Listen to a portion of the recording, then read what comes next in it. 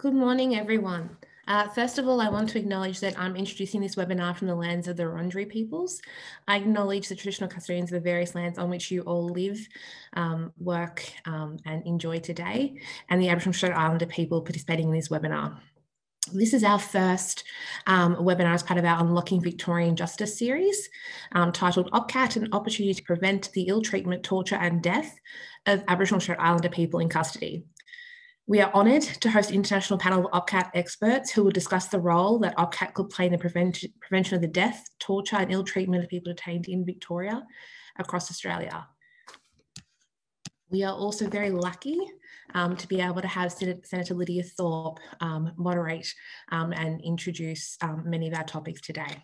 The 15th of April this year will mark the 30 years since the Royal Commission of Aboriginal Deaths in Custody handed down its final report.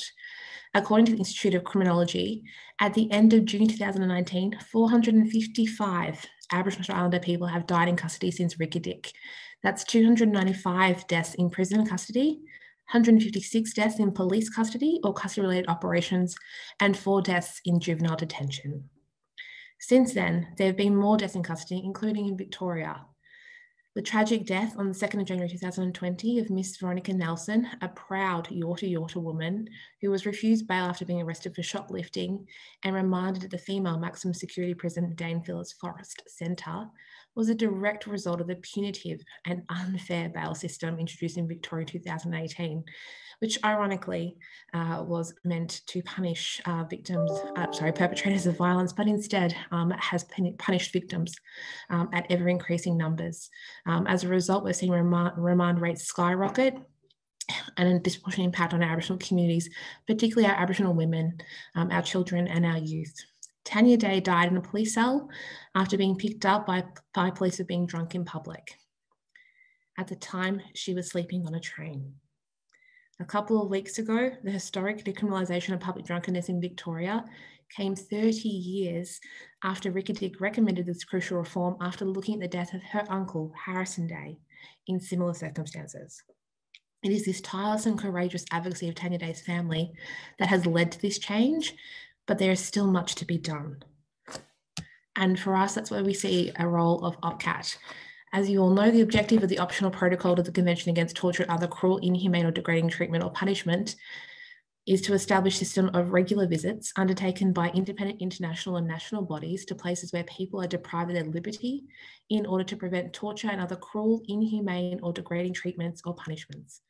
OPCAT, ratified by Australia, requires the state to set up, designate or maintain at the domestic level one or several visiting bodies for the prevention of torture and ill treatment by January 2022. These bodies are called National Preventive Mechanisms, or NPNs for short.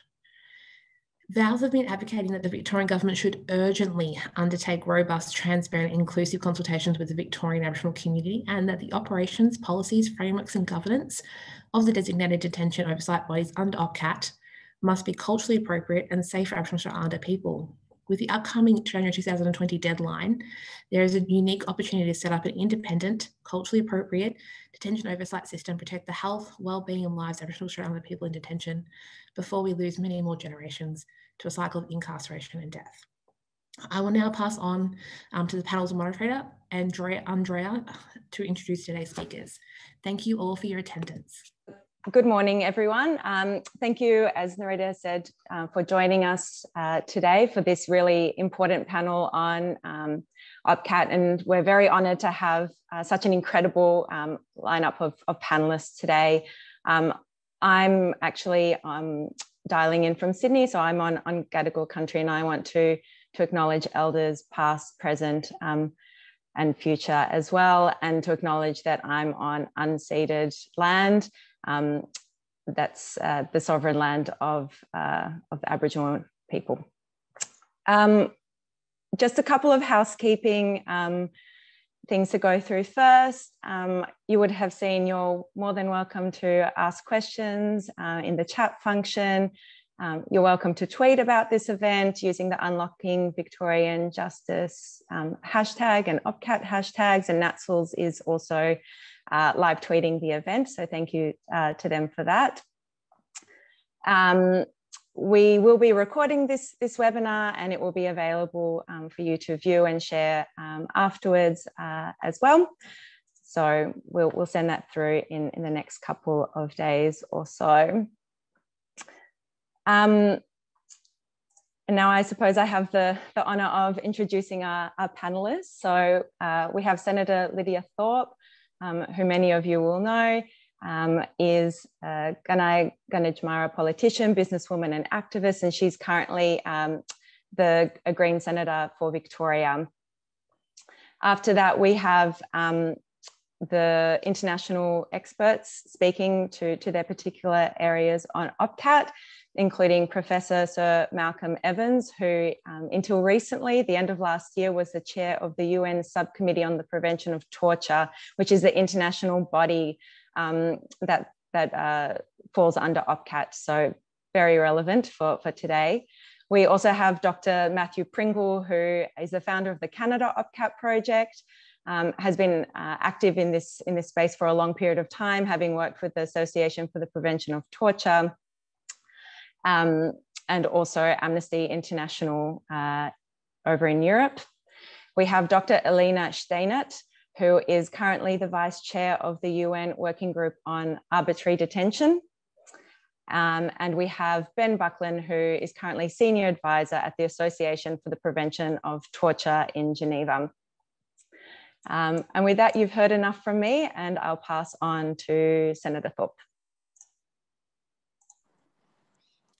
Thank you, Andrea, and thank you, Nerita, for the invitation and the opportunity. I'd also like to thank the VALS board for their tireless work in this space. We know that it's not a 9-to-5 job when you're a blackfella in these roles, it's 24/7. So I just want to thank you for your commitment and your continued fight for our people's rights. I'm sitting on Wurundjeri country, stolen land, never been ceded, no peace treaty, and you know we still have a lot of work to do to bring peace in this country. As Andrea said, I'm Lydia Thorpe. I'm a Gunai Gunditjmara Djapurrung woman, and I come from a strong line of matriarch women from the Western Districts. I rang my mum this morning. She lives at Lake Torres. She's not an early riser, but I just wanted to ring to double check when she worked for VALS back in the day. I thought it was when I was a toddler, but in fact, she was a receptionist when the Aboriginal Legal Service was based in Gertrude Street, Fitzroy, and she was pregnant with me. So I learned something this morning, which I'm really honoured to have been part of this journey. You know, what is it? Nearly 48 years of my life, and you know, it's been 50 years of the Aboriginal grassroots community-controlled movement, particularly in Victoria. So I just wanted to start with that. Mum wasn't too happy that I called her so early, but I'm sure she's happy that I've mentioned her work and many others. We tried to remember who else was there in those days. Uncle Jim Berg was the CEO, and then we tried to think of who else was working with her, but that might come for another day. So I'll start. I think this is a really important conversation that we need to be having. In fact, it's sad that we have to be having this conversation. It just makes, you know, perfect sense. But, you know, this year is the 30th anniversary of the Royal Commission into Aboriginal Deaths in Custody. Despite the Royal Commission, which was meant to put an end to our people dying in custody, over 150 of us have died since the report was handed down. And as Aboriginal people, we know that we're connected to all of these fellas that have died in prison. So it affects us personally, it affects our community, and it affects our families. Yesterday, the final report of the Victorian Royal Commission into Victoria's mental health system was released. And the day before that, the Royal Commission into aged care released its findings. The Royal Commission into Violence, Abuse, Neglect and Exploitation of people with disability is currently underway. A key theme running through all of these inquiries is that torture, cruel and unusual punishment, human rights abuses, exploitation and degrading treatment flourishes in the dark, particularly in settings where people are not free to leave, either because they are imprisoned or are being kept in closed facilities like aged care homes, forensic hospitals, or any other institution where they are deprived of their liberty. Countless royal commissions, coronial inquests, parliamentary inquiries and other investigations have been clear that independent and accountability oversight is required. However, our government is dragging its feet on fully implementing OPCAT across the whole country, including in my state of Victoria. I have been working in and out of Parliament to make sure that the government takes the lead on implementing OPCAT across all of the states and territories equally. I've asked questions in estimates of the Attorney General and his department, as well as raised the issues on the floor in the chamber. If we are going to have a culturally safe, properly resourced, effective and independent oversight mechanism of places of detention in this country, then the Commonwealth Government must show leadership and provide the public money that is needed to make this happen without delay. OPCAT implementation is far too important for it to be patchy and inconsistent. Without independent monitoring of places of detention, more of our people will die in custody. OPCAT implementation can't be left to the states alone, because that will lead us to having a patchwork system where the more resourced states or the most motivated ones will have the best oversight mechanisms. Whether you are treated humanely in detention should not be a game of chance. Every person in detention, regardless of the reason or where they are being detained, has the absolute right to be treated fairly, with dignity, and to be free from torture always. This is why I'll be working with my colleagues in Parliament, as well as with great organisations like the Victorian Aboriginal Legal Service and others, to make sure that OPCAT is prioritised. It's a matter of life and death for our people.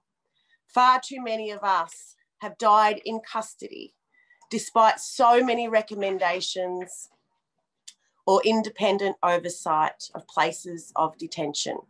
Not enough has happened to make this a reality. Again, thank you for allowing me to speak with you all today. Particularly, I'd like to say thank you to Sister Nerita Waite. You're just incredible, the work that you've been doing. And again, the board at VALS and everybody who's made this opportunity to have a yarn like this.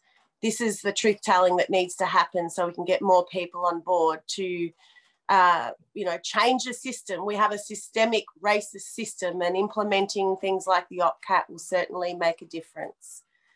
I also want to reiterate my commitment and the commitment of my party, the Australian Greens, to keeping the government accountable on fully implementing OPCAT across the whole country, and that this implementation is culturally safe, properly resourced, adequately empowered, and that civil society is consulted at every step of the way.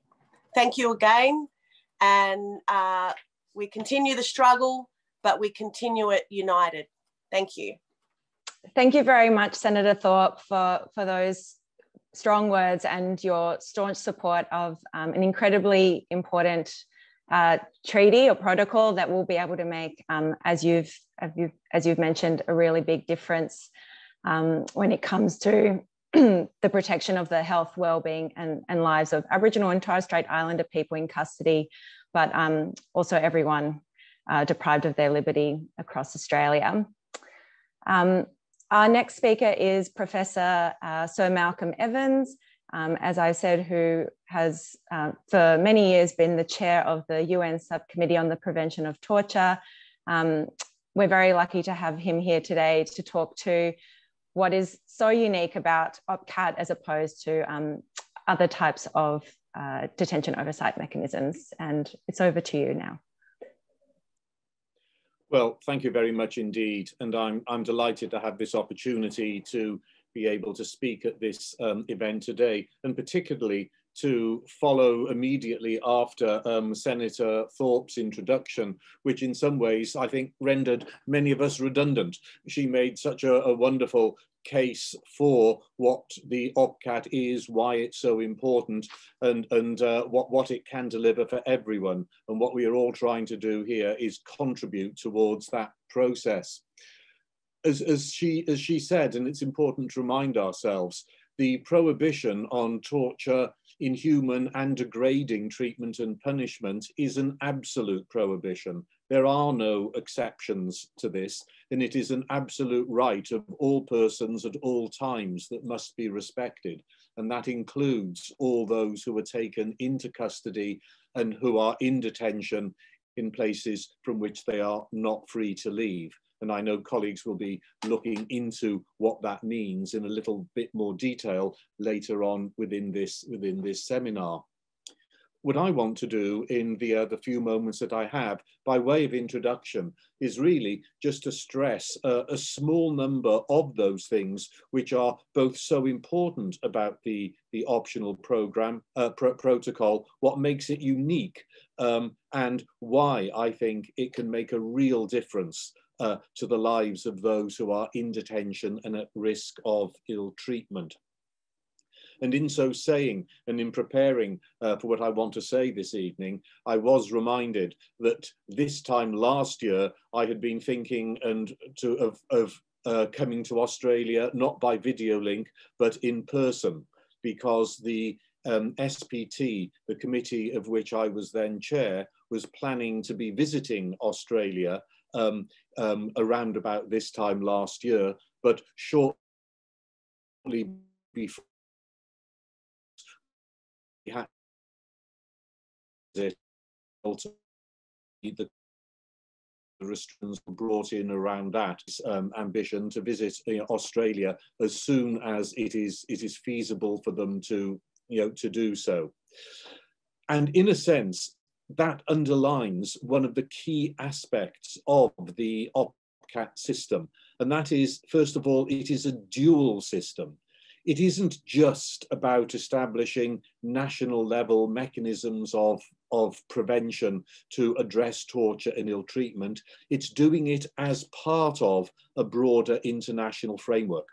As I've mentioned, the OPCAT creates the subcommittee on prevention of torture, which has the power to come to any country within the system at any time, visit any place of detention, and to report on what it sees happening, but also to work on the establishment of the national preventive mechanisms, which must be able to do exactly the same thing, and to support them in their work, to help them, to encourage them, and if there are any problems that they face, to intervene in order to support them in what they do.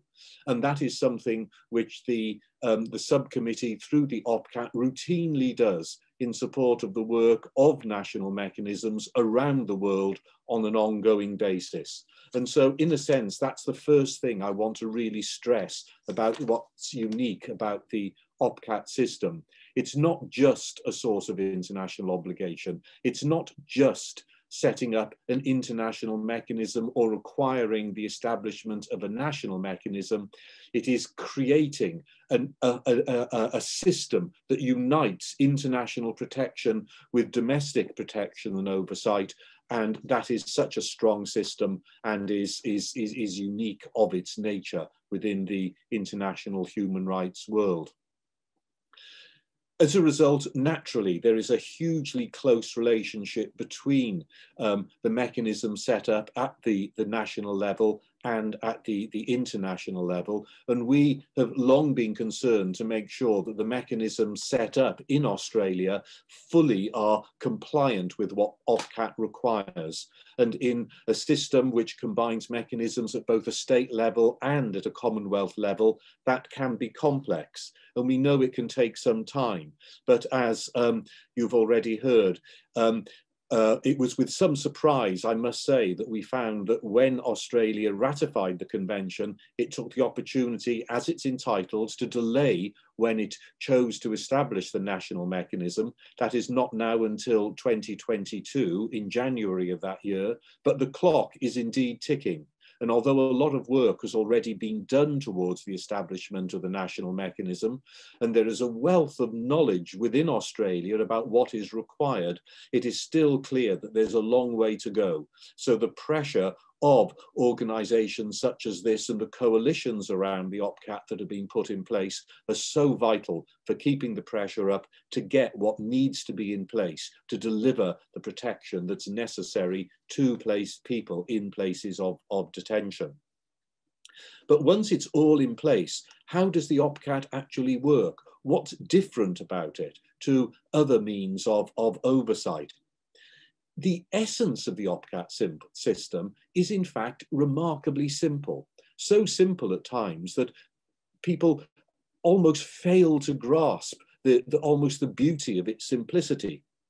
It is simply the ability of independent persons to go into places of detention whenever they wish to be able to do so, in order to see what is happening, to try to understand what is happening, and to be able to make recommendations about what needs to be done, what should be done, what could be done better. It's instigating allegations. It's not about inspecting places of detention to ensure that they're complying with existing standards. These are, of course, very important things which can be done, must be done, should be done. But what happens within the OPCAT is somewhat different and sits alongside it. It is independent people going in, looking at the situation and trying to think constructively, outside the box at times, about what could be better here. What is really causing things to go wrong if things are going wrong? What needs to be done to make things better for people at risk in places of detention? And as the SBT has said on numerous occasions, there is no logical limit to the things that can have a preventive impact. And one of the most important things of this, if you like, open-textured, open-minded approach is that it really creates the possibility of thinking about the way detention is really affecting vulnerable groups, marginalized groups, groups with particular vulnerabilities, characteristics, cultural traditions that may not necessarily be properly respected and reflected in the approaches taken to the institutions or indeed ordinary inspectoral standards. So the OPCAT really provides an extra layer of creative thinking and creative possibilities about protecting people in places of detention.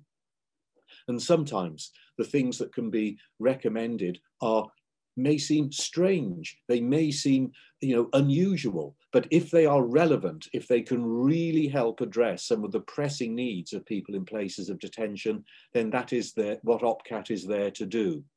But there's a third element of the OPCAT framework. It's not just its internationalized nature, it's not just the creativity around the idea of what might help prevent ill treatment, but it's then the necessity of there being a real dialogue between the body engaged in preventive visiting and those responsible for the places of detention. At the risk of sounding like a lawyer, I'll read, which I am in fact, I will read out Article 22 of the Convention. The authorities of the state party shall examine the recommendations of the national mechanism and enter into a dialogue with it on possible implementation measures. In other words, the role of the national mechanism is not only to understand what's happening, to say what it thinks it should be doing, but to be able to sit alongside the authorities for those responsible, talk with them, and try to make what it thinks should happen. It's not just about putting ideas and recommendations out there for consideration. The obligation is to work with the mechanism to deliver the prevention in order to protect people that the OPCAT requires, with the full weight of the United Nations, the subcommittee, and all national mechanisms around the world in the background to lend aid and support. We have seen the difference it can make in very many countries of the world, and I honestly am really looking forward to the time when the mechanism is properly in place in Australia and it can deliver for people the protection that it's designed to deliver and that I know it can deliver. It will make things better, and it's high time it was there. Thank you. Thank you for that incredible summary, Professor Evans. I think what's really resonated with me from what you've been talking about is bringing that sort of creative approach to how we can prevent the torture and ill treatment of people in detention. I think over the last year, COVID has really taught us to think outside the box and to reevaluate more broadly what our criminal legal system looks like, opportunities for reform, for strengthening protections, for ending, deaths in custody.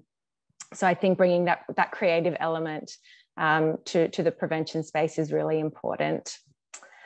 Our next speaker is Dr. Alina Steinert. So as I mentioned before, currently she's on the working group on arbitrary detention at the UN level. And so brings that particular expertise today on what might constitute deprivation of liberty and what sort of facilities an NPM might have oversight over. I know that that's something that's very much been part of the public discussion. Does OPCAT apply just to police custody and to prisons? Or does it apply more broadly? So I'll just hand over to Dr. Steinert now.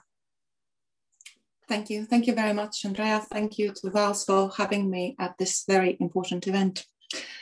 As Malcolm just said, the simplicity of OPCAT mechanism is simply NPM going to place of detention. And therefore, it is quite clear that the meaning of the very term detention is absolutely central to the proper implementation of OPCAT, because it defines the scope of the mandate of the national preventive mechanisms as well as of the SVT. It determines which places, facilities, establishments should fall under this preventive monitoring mandate of both the SVT and the NPMs. This is not an easy concept because state practice, of course, around the world is very different, and the understanding of legal term detention varies considerably. Luckily, there is Article 4 in the optional protocol to Convention Against Torture, which really is central in determining what facilities should fall under the mandate of the NPMs. Article 4 sets out arguably the most detailed definition of what constitutes deprivation of liberty in international law. Let us not forget that, for example, ICCPR, while protecting the right to personal liberty under Article 9, does not define what is deprivation of liberty. Neither does any other international human rights treaty. And therefore, of course, Article 4 becomes of paramount importance. There are a few aspects, elements of Article 4 that I would like to specifically highlight during this limited time that I have. Firstly, Article 4 does not talk about place of detention, but rather a place of deprivation of liberty. And this is not just semantics, but actually a very important legal nuance, which signals that the levels of restrictions imposed upon individuals' personal liberty in a place may differ, and yet, and despite these different levels or types of restrictions, the place may still fall under the mandate of the NPM. As such, OPCAT covers traditional places of deprivation of liberty, be they prisons or police stations, but it also extends to less traditional places, such as immigration detention facilities, transit zones in airports and on borders, psychiatric institutions, social care establishments, institutions for persons with psychosocial disabilities, court cells, just to name a few. Secondly, the place of deprivation of liberty may be public or private setting. It is still covered by OPCAT, and this is an aspect which over the past year, I think particularly has become topical during the worldwide pandemic, which many countries are curbing with introduction of mandatory quarantines, for example. Would such be covered by Article 4? The answer is that in majority of the cases they would be. Thirdly, Article 4 covers places which are under jurisdiction and control of the state. Therefore, it extends to any extraterritorial arrangement which are prevalent in some jurisdictions. Fourthly, Article 4 extends to places where individuals are either because of an order given by a public authority or at instigation of that public authority with its consent or acquiescence. And the SPT has made it clear that this also covers the places where individuals are deprived of their liberty under the regulation of the state, if not directly by its order. This means that such arrangements as care homes, for example, which operate under the license of the state, are certainly covered by the provisions of OPCAT. And finally, Article 4 specifically notes that the mandate of the SPT and NPMs is to cover places where people are deprived of liberty or may be deprived of liberty, meaning that if a place may be viewed as one of deprivation of liberty, the NPMs are to have access to such. This means that entirely empty facilities may be subject to NPM mandate, or indeed facilities over which there is perhaps lack of clarity. Is this a place of deprivation of liberty or isn't it? If people may be deprived of liberty there, the NPM is to have the access. I think as is evident from this relatively brief summary of Article 4, the reach of OPCAT is vast. Not only traditional custodial settings such as prisons, youth detention centres and police stations are covered, so are the places which some jurisdictions, some authorities may not necessarily see as detention facilities or places of deprivation of liberty. And in this sense, I think Article 4 challenges the state's parties to re-examine their approach and understanding of what constitutes deprivation of liberty and sets a very clear guideline for this re-examination. So what does the state practice on the implementation of this provision tell us? What lessons can we learn? And I would like to highlight two particular ones. Firstly, to define or not to define what is deprivation of liberty in the domestic legal system. Of course, there are pros in such an approach, including a definition in the national legislation might assist everyone, be it an NPM or be it the detaining authority, to understand who is detaining authority, which is the place of deprivation of liberty. Some states have even considered listing the places just to avoid any doubt, any confusion. But this approach struggles, as the practice shows. Firstly, it is always difficult to list absolutely all places or to duplicate the wide scope of definition contained in Article 4 of OPCAT without copying it word for word. And most importantly, it struggles against new emerging regimes of deprivation of liberty, which might not fit comfortably under the definition set out in national law or be listed. And I think here the example of mandatory quarantine arrangements in many countries worldwide currently is a striking example of such. It is therefore perhaps not surprising that the vast majority of states have steered clear of including definitions of deprivation of liberty, or indeed listing places of deprivation of liberty in their domestic legislation, be it primary or secondary legislation. What we do, however, see often is that and indeed should be highlighted as a good practice, is NPMs, once designated, carrying out an extensive survey of their jurisdictions to establish exactly what places fall under the definition of deprivation of liberty, of place of deprivation of liberty, as set out in Article 4 of OPCAT, and establishing a clear work plan on how the NPM will ensure regular oversight over all these facilities, establishments, and places. And that brings me to the second issue, which I think we see emerging from state practice, and that is one of access. While state practice warns us against setting out additional definitions to that contained in Article 4 of OPCAT as to what is deprivation of liberty, making it clear who is allowed unfettered access to such places in the implementation of OPCAT is an entirely different matter. For some states, where institutions led by one or a number of figureheads are designated as national preventive mechanisms, for example, allowing only such figureheads access will not facilitate effective implementation of OPCAT. So, for example, if a National Human Rights Commission or Ombud institution is designated as the NPM, allowing access to the commissioners or the ombudsperson only is not sufficient. It is important that all NPM is enabled to access the places of deprivation of liberty, and so all the relevant NPM staff of all the bodies constituting the NPM have equal and easy access to all these places of deprivation of liberty. Article 4 really is the heart of OPCAT. It is the heart of the NPM mandate. It defines the facilities the NPM should have access to. And it is absolutely crucial that the implementation of this provision is given a careful attention, as this short presentation has hopefully highlighted. I shall stop here and of course will happily take any questions that may have arisen either now or after the event. Thank you, Dr. Steinert. That was an incredibly comprehensive discussion around what might constitute deprivation of liberty. I know among civil society actors in Australia, there's been great interest around what might be covered by OPCAT and fall within the mandate of NPM. So thank you for lending your expertise and knowledge on that topic. Our next speaker is Ben Buckland from the Association for the Prevention of Torture in Geneva. And Ben will talk today around the particular vulnerabilities of people in detention and how that intersects with OPCAT. And I'll pass over to Ben now.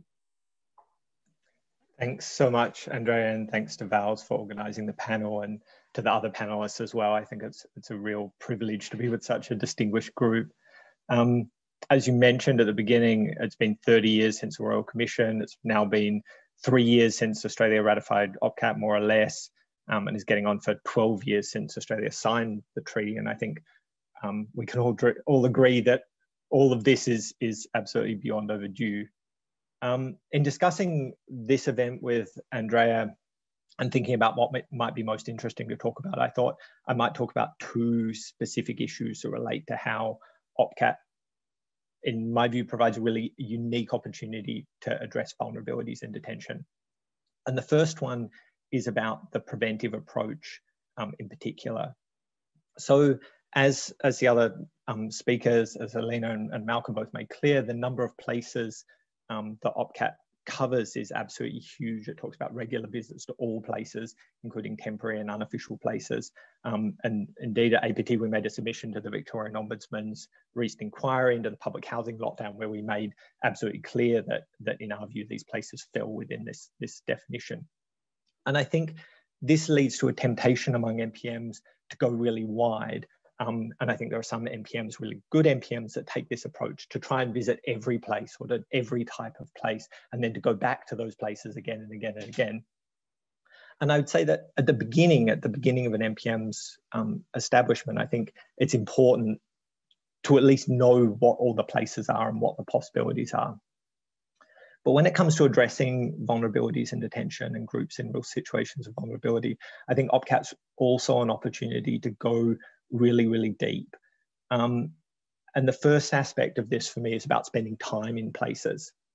And this means doing visits that last more than a few hours, that last more than a few days, that include being in places where people are detained during the day, during the night, during the weekend, and being there long enough that everyone stops being on their best behaviour and allows you as a monitor to see what's really going on. A question I get all the time from new MPMs that are starting out, they say, should we have checklists and should we have interview questions when we go to a place? And I think sometimes the answer is, well, yes, it's good to have some idea of what you want to look for when you go to a place, and it's good to have something that helps you not forget things. But I think it's often the most unexpected things that MPMs find that turns out to be the most interesting and most powerful, and staying open to that is really, really important. I think when it comes to interviewing people deprived of liberty, often the most interesting interview question of all is no question, just sitting in silence and listening to the stories of people who maybe have never had the chance to tell their stories, have never had anyone listen to them before. And in that listening, I think MPMs can unearth some really, really important, truths. And I think taking this time can lead MPMs to a really deep understanding of what the risks are, the moments of risk, the moment that people are arrested, for example, or being transferred between places, the particular places where people are at risk, particular facilities, risky practices and restraint or use of force, and then the people who are most at risk, the most vulnerable people. And I think the time that MPMs spend in places can also help them to really understand what are the causes of these risks. Are the causes in the management of the place? Is it one manager in a psychiatric hospital or in a police station that's causing the problem? Is there a problem in the law? Is it the problem in the practices, in the policies, or in the culture? And I was reading, reminded of the annual report of the Norwegian MPM, where they talked about a psychiatric institution that they visited. And by spending time there, they realized that there were different practices by the people who worked there during the night shift from the day shift, and the people there at night had a much greater focus on security and were using much harsher practices. And it really took the MPM's outside view and the fact that they were there during the day, they were there during the night, to really understand what was going on and realize that actually the heart of the problem was the fact that these staff people never talked to each other and they didn't realize they were doing things differently. And it takes an MPM, I think, to see these kind of things and to understand what's happening. So this outside view, that the time spent, I think, can help MPMs really understand the risks faced by the most vulnerable in a way that just goes beyond simply looking at material conditions. How big is this cell? Is it in accordance with the Mandela rules? And then the obvious kind of bad practices that you see when you first walk in the door. And I think linked to this issue of time in detention is also the time that's required to understand what you've seen and what really needs to happen to change it. And I think this is where the dialogue element of the MPM mandate really comes into play. Dialogue with the authorities about, this is what we've seen, this is what we think needs to change, and these are the steps that we're going to work through to get that change to happen. So that's the kind of first thing that I wanted to say. And then the second thing is about the fact that becoming an MPM, as Malcolm mentioned, is also about joining a kind of a global community. There are 60 something, I should have looked this up, 60 odd MPMs around the world now, and some of them have been doing visits for well over 10 years. And access to that experience, I think, is something that's really, really valuable. I think sometimes, I think at APK, I hope we do something more useful than this, but sometimes I think if all my job was picking up the phone and from someone in New Zealand and saying, oh, you have this question about this, I know the MPM of Armenia has been doing something similar, let me put you in touch. I feel like if that was all my job was, that would already be useful. And I think learning from that experience from other MPMs is really, really useful. And on this topic of Indigenous people in detention, this is also no less clear than in relation to anything else. And on this, I just mentioned really briefly a couple of points. One of them in terms of MPM composition. If you look at MPMs globally, almost all of them have legislation on diversity and representation in MPM members and staff. But for example, in Mexico, there's specific language on ethnic and minority groups. In Chile, there's specific language on Indigenous representation within the MPM. And most MPMs have either formal or informal advisory committees or pools of experts or CSOs that include representation from minorities and often from Indigenous groups where they exist.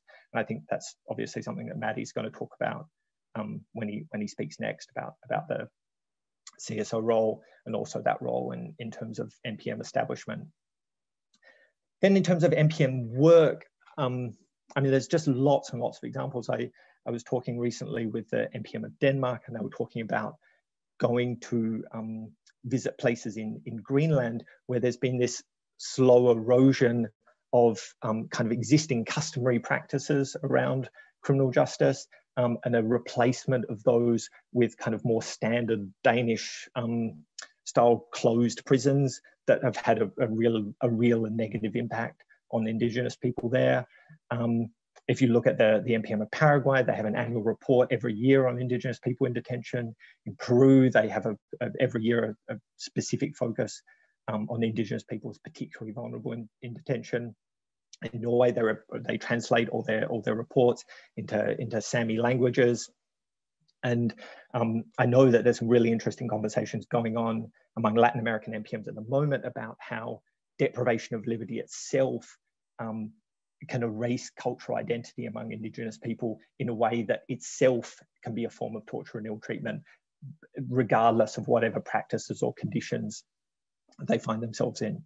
So, I mean, I'm talking this kind of scattershot list of examples, and I'm not talking about them because I think any of them are particularly groundbreaking or new, but just to really make the point on which I'd like to conclude, and that is that OPCAT ratification isn't just about creating an NPM in Victoria or creating an NPM in Tasmania or federally in Australia. It's about joining this community of practice and a global community of NPMs, and joining what I hope is a community that provides support and ideas and creativity and strength. So on that note, thank you. Thank you so much for that, Ben. I actually really enjoyed your scattergun approach. I think it's really useful to get a sense of what's happening in other jurisdictions where Indigenous peoples are being deprived of their liberty. I think it's, there's definitely some learnings for us in the Australian context around ensuring that there's representation of Aboriginal and Torres Strait Islander people in the NPMs that are established, but also looking at those unique experiences and needs of detained Aboriginal and Torres Strait Islander people. Yeah, I think it particularly resonated with me when you talked to the fact that deprivation of liberty in and of itself, regardless of the conditions of detention, regardless of treatment of people in detention, could constitute cruel, inhuman, degrading treatment of Indigenous peoples. So our final speaker, but certainly not least, is Dr. Matthew Pringle.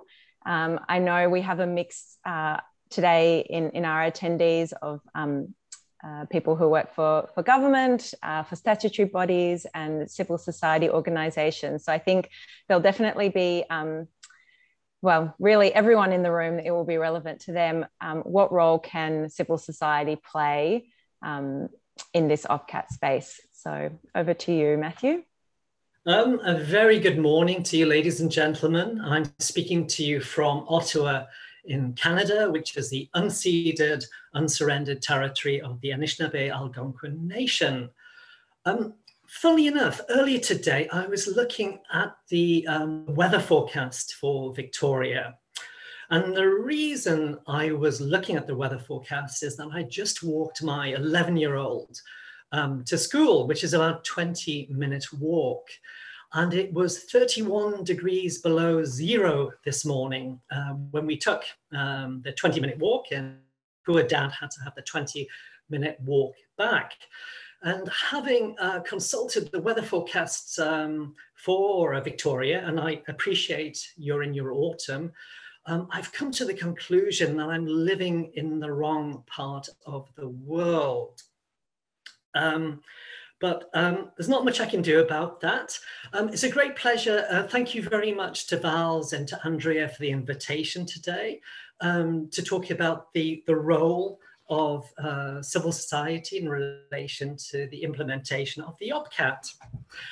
I'd like to make 3 key points. I appreciate we don't have a lot of time, so I'll try to be brief. The first point is a very simple one. Over a decade ago, the UN Committee on the Prevention of Torture, the organization which Malcolm was the president of until very recently, clearly stated that civil society has a role in relation to the designation or instituting an NPM at the domestic level. The SPT published a really useful document called Guidelines on National Preventive Mechanisms in 2010.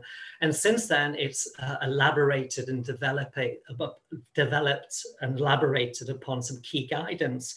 One point is worth reiterating. It's that NPMs should be identified by an open, transparent, and inclusive process, which involves a wide range of stakeholders, including civil society. I mean, simply put, I think what that guidance says is that states should not unilaterally decide what an NPM should be. Namely, there should be a discussion with a broad section of civil society, and particularly in the cases of Canada and Australia, countries which lock Indigenous people up in prisons at a shockingly high rate, that they also have these discussions with the representatives of Indigenous organizations. So that's my first key point, that there has to be a dialogue which includes civil society. I mean, my second point, I mean, it's almost like stating the obvious. Australian civil society want to be part of this discussion. About this point, there can be no doubt whatsoever. Since Australia ratified the OPCAT in December 2017, Australian civil society has shown itself extremely committed to the ongoing national discussion, including the discussions which were and the consultations which were led by the Australian Human Rights Commission, which solicited numerous written contributions from Australian civil society. I think the Australian OPCAT network is a very good case in point. And over the last couple of years, I've been in a very privileged position to be part of the network's mailing list. And I, for one, have been highly impressed by the first-class organization of the network, its unbridled enthusiasm for the OPCAT and its implementation in Australia, its extremely high degree of expertise, and very importantly, I think, the overall goodwill that members of this network have shown in order to make the OPCAT a positive reality in Australia. If we could emulate this same process in Canada, I would be a very, very happy individual. And I might stay here and not move to Victoria for sunnier climes. And of course, part of this OPCAT network, you know, Australian academia has played, you know, a very important role as well. You know, I've read numerous journal articles which have discussed the various challenges faced in Australia to implement the OPCAT, all written by leading Australian academics. If I were an Australian government, and I appreciate that in Australia, like Canada, you've got, I think, 9 jurisdictions. We have 14 here in Canada. If I were a government in one of the jurisdictions of Australia, I would tap into this wellspring of expertise and potential support when deciding upon what the future NPM should be in the country. And as a federal state, it's likely to be a combination of different mechanisms, as it's likely to be the case in Canada, if Canada ever gets round to doing anything about its supposed commitment to ratifying the instrument. And I think another related point is that by listening to civil society, by genuinely taking on board their views, you add legitimacy to the overall process of instituting an MPM. So that's my second point. And my third point, I mean, more concretely, could Australian civil society play a role in the actual operation of the future NPM in Australia? And as Malcolm has said, that the clock is ticking. January 2022 is not that far away. But practice shows that civil society can be directly involved in the operation of NPMs, particularly if you cast your gaze to the region of Europe and Central Asia. There's a strong track record of usually their ombuds institutions, sometimes human rights commissions, working with a range of civil society representatives, undertaking the planning before the visits take place, undertaking the visits themselves, writing the reports, the recommendations, the tracking of the recommendations, the wider policy discussions within the mechanisms. So without question, there is a role for civil society there. And if you were to look at the Europe and Central Asia region, there are very good examples. And some of these mechanisms have been working jointly with civil society for over a decade in countries such as Slovenia. Ben mentioned Denmark a few minutes ago, also Croatia, Serbia. In Austria, another federal state like Canada, like Australia, they have regional monitoring mechanisms which directly draws on the expertise of civil society. But there are other examples which you can find in Georgia and Armenia in the South Caucasus, in Kazakhstan, in Kyrgyzstan, in Central Asia. Alina and I, many moons ago, were involved in discussions how to create the NPM in Kyrgyzstan. It's an entirely new mechanism, and Alina can maybe also comment on this point. It has a very strong degree of civil society involvement. But of course, civil society can play another role. It doesn't have to be directly involved in the day-to-day monitoring work of the mechanism. Civil society in Australia could also have an advisory capacity. I think Ben also talked about the Norwegian NPM. It's a very, very impressive mechanism. It's a unit based in the Parliamentary Ombudsman's institution. They created in 2014 an advisory committee, which currently comprises 17 different civil society organizations spanning the richness of Norwegian civil society. Similarly, for example, let's say in Victoria, the Victorian Ombudswoman was designated as the MPM. There's absolutely no reason that she could not be working with VALS, with other Indigenous organizations or other civil society organizations in such an advisory role. Poland is another example where the Commissioner for Human Rights created an expert group comprising civil society members in 2016.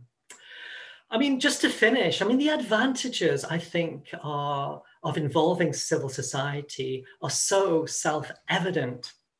I think by drawing in you can enlarge the expertise that you have in any existing mechanism, drawing in specialist knowledge. So, for example, in Australia or in Canada, where unfortunately we insist on incarcerating large numbers of Indigenous people in custodial settings, it could be drawing on the expertise of Indigenous representative organizations. There are very few NPMs out there with very deep pockets. And by drawing in the expertise of civil society, it becomes a very cost-effective way of potentially of bringing in external expertise. And I think I've already made this point. By doing so, you bring in different perspectives. You know, bringing in the perspective of an organization like VALS or other Indigenous organizations here in Canada would make a very important contribution to the effective functioning of an NPM. Similarly, it could be organizations with expertise in immigration detention or users of psychiatric services, for example. And I think all of this has the effect of bolstering the legitimacy of the NPM in the eyes of wider society. It's like a constructive, critical eye on the operation of the mechanism. So to sum up, I mean, Australian civil society has shown itself more than committed to the cause of implementing the OPCAT in Australia. And I think Australian governments in all jurisdictions would do well to continue to listen to their views and how to best shape the country's future NPM. Thank you very much again to Andrea and all the colleagues at VALS, and thank you for everybody for listening. Thank you very much for that, Maddie. I think one thing that really resonates set up do have legitimacy among the various communities.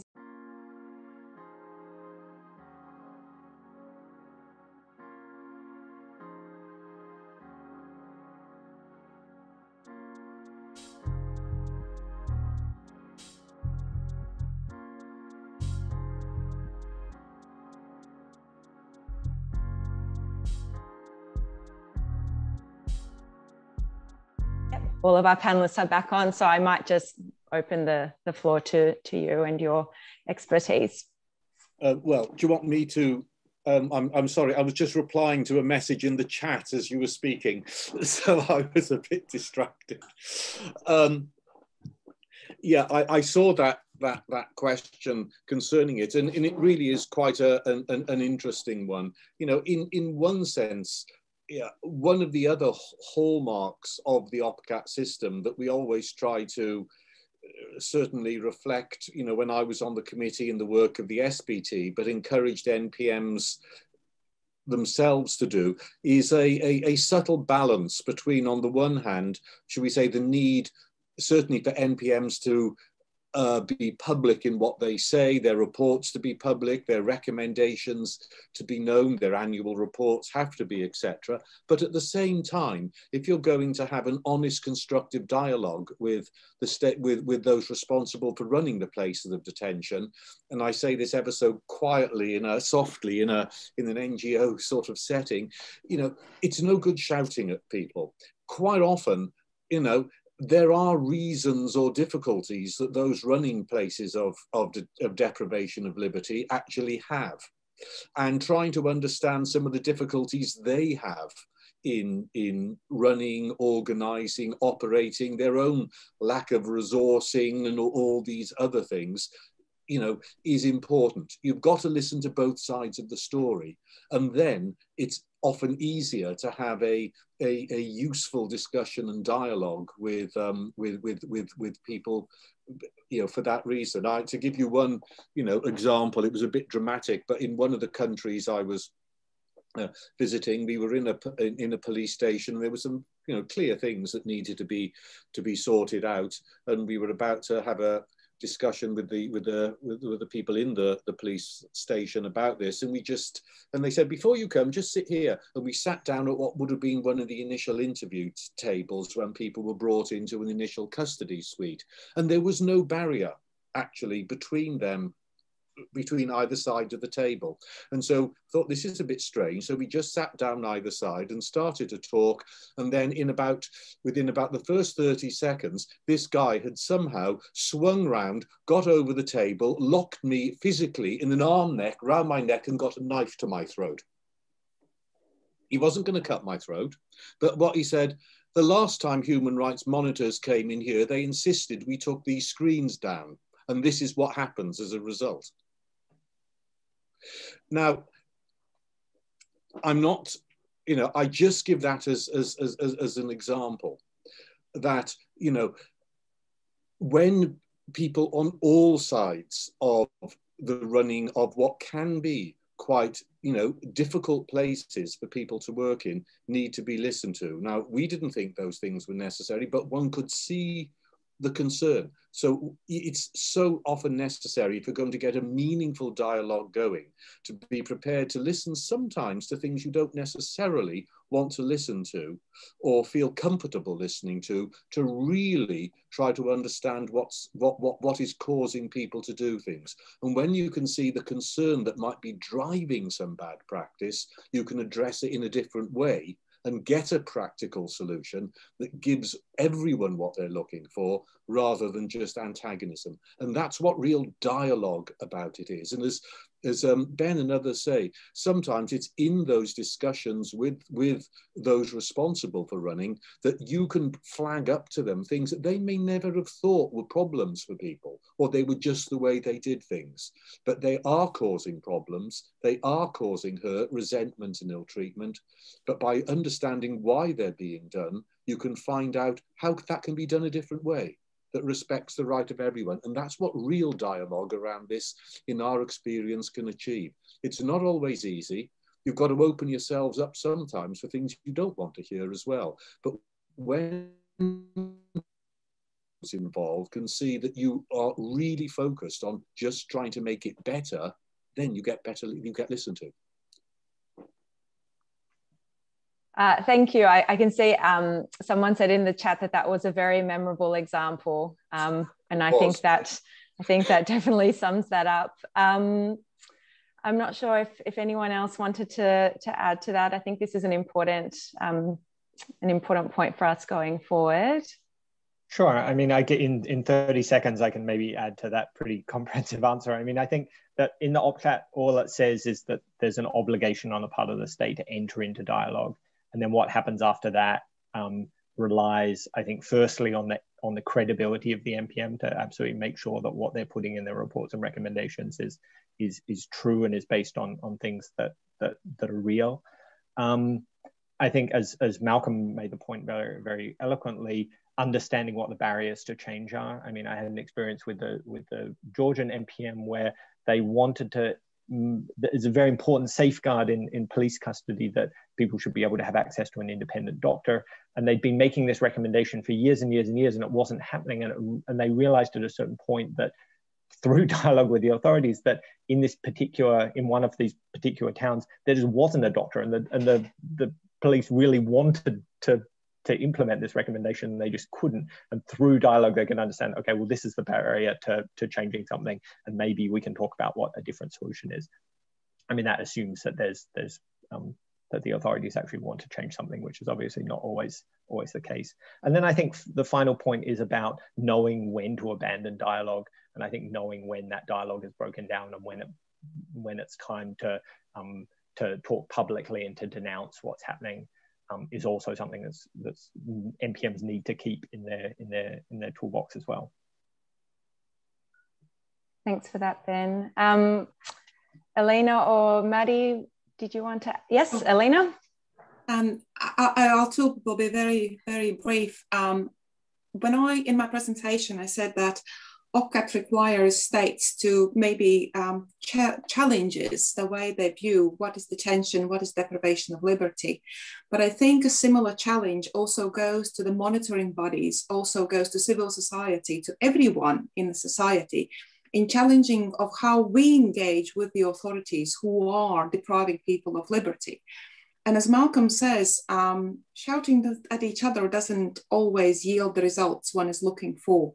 And therefore, I think in as much as OPCAT is challenging the states to open up places of detention, places of deprivation of liberty, it is also challenging the various human rights bodies, be they national preventive mechanisms, be they civil society organizations, in how they approach the authorities who are running these institutions. Because the whole point of the OPCAT is to achieve trust between the monitoring body and the place of deprivation of liberty, so that the practical change on the ground can be achieved for the people who are in these facilities. And therefore there is a need also for all of us to have that cultural shift in our thinking, in how we engage with these authorities. Because at the end of the day, by and large, most of people working in these facilities are very decent people who are sometimes put in very impossible situations because of whole host of reasons. And unless we make ourselves to understand these, we will never create that dialogue. And that is something that I think is very important for anyone engaging in implementation of OPCAT, in work of NPM, in visiting places of deprivation of liberty with prevention in mind, to understand. Thank you for that. Maddie, did you want to add anything? Yeah, no, I think, part of this dialogue is, the basis of which can be the recommendations which the NPMs make. And I think it's a very important function of the NPMs to monitor what happens to its recommendations. Clearly, those recommendations have to be very targeted and well written, etc., and feasible.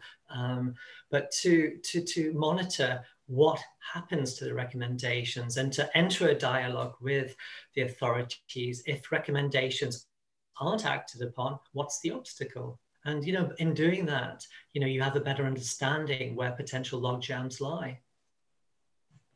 Thank you for that. I'm mindful that we're well and truly over time, but I think it's really a credit to our incredible panelists that I can see 160 people have still stayed on 20 minutes beyond when we said this webinar would finish.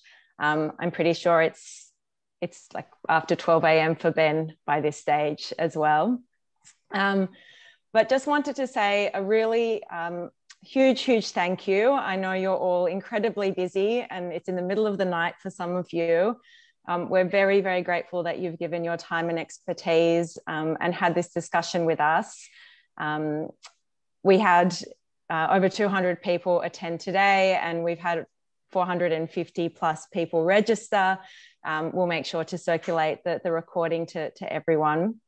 So I guess, I don't know if how everyone can show their gratitude. It's always a bit harder. There's no big audience to clap, but I think that everyone who's attended this webinar is very grateful.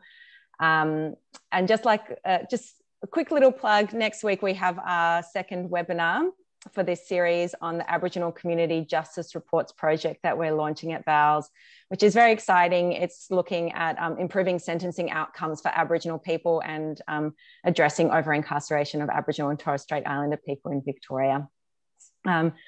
So yeah, thank you once again to all of the panelists and everyone who's joined us today. If anyone has any follow-up questions, please feel free to send me a direct email, and I'm looking forward to continuing these discussions into the future. All right, thank you everyone, bye. Thank you so much. Thank you. Thank you, a real privilege to be there.